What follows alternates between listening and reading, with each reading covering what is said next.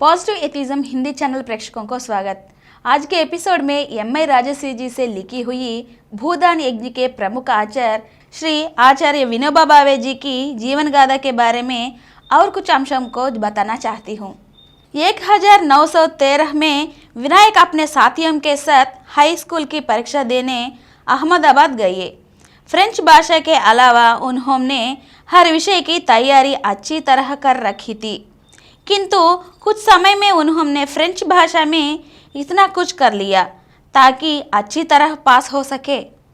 High school परीक्षा पास करके उन्होंने कॉलेज में दाखिला ले लिया। अब उनके विचारों में गहन गंभीरता आ गई थी। गणित उनका प्रिय विषय था। गणित में उन्हें इतनी महारत हासिल हो गई थी कि बड़ी कक्षाओं के छात्र भी कठिन प्रश्न उनसे हल कराने के लिए आते थे। विनायक का स्वभाव कुछ तेज था। यही कारण था कि छात्रों को सीधे साधे उनसे बात करने का साहस ना होता था। प्रायः छात्र किसी कागज पर एक ओर अपना नाम और प्रश्न लिखकर दे जाते थे। वे कागज के दूसरी ओर वह प्रश्न हल करके छात्र को लौटा देते थे। प्रायः विनायक की दोनों जेबें इस प्रकार के पर्चों से भरी रहती थी। एक जेब में विद्यार्थियों द्वारा दिए गए प्रश्नों के पर्चे होते थे तो दूसरी जेब में हल किए हुए। जब कक्षा में उन्हें समय मिलता अथवा ऐसा पीरियड चल रहा होता जिसे सुनने की कोई आवश्यकता ना होती तो वे जेब से पर्चा निकालते और उसके प्रश्न को हल करने लगते। एक बार एक कक्षाध्यापक पाठ पढ़ाने के बाद नोट लिखा रहे थे। विनायक को यह पाठ और इसके सभी नोट अच्छी तरह याद थे। तब उन्होंने कॉपी में नोट लिखने की कोई विशेष आवश्यकता ना समझी और जेब से गणित का पर्चा निकालकर प्रश्न हल करने लगे। अध्यापक ने विनायक को देख लिया ताकि वे नोट ना लिखकर गणित का कोई प्रश्न हल करने में लगे हुए हैं। अध्यापक ने तब उन्हें अपनी जगह पर खड़े होने का आदेश दिया और पूछा, विनायक, क्या तुमने नोट तैयार कर लिए?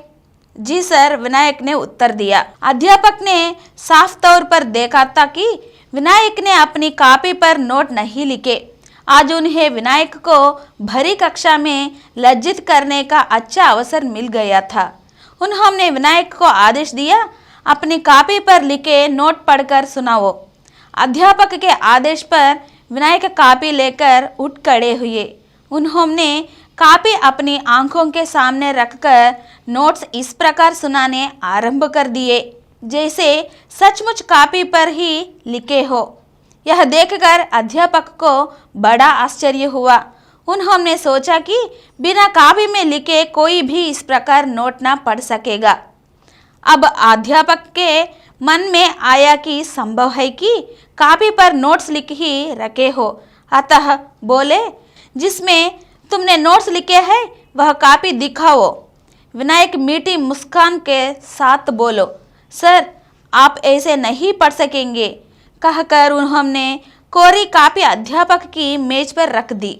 कोरी कॉपी को देखकर अध्यापक भौचक्का रह गया। कॉलेज जीवन से ही विनायक का मन देशभक्ति और ज्ञान वैराग्य की ओर झुकने लगा था। इनका परिणाम यह हुआ कि कॉलेज की शिक्षा पद्धति से उनमें अरुचि की भावना बढ़ने लगी। एक बार विनायक की एक प्रोफेसर के साथ शिक्षा के संबंध में चर्चा छिड़ गई। विनायक के विचार प्रोफेसर से नहीं मिल रहे थे।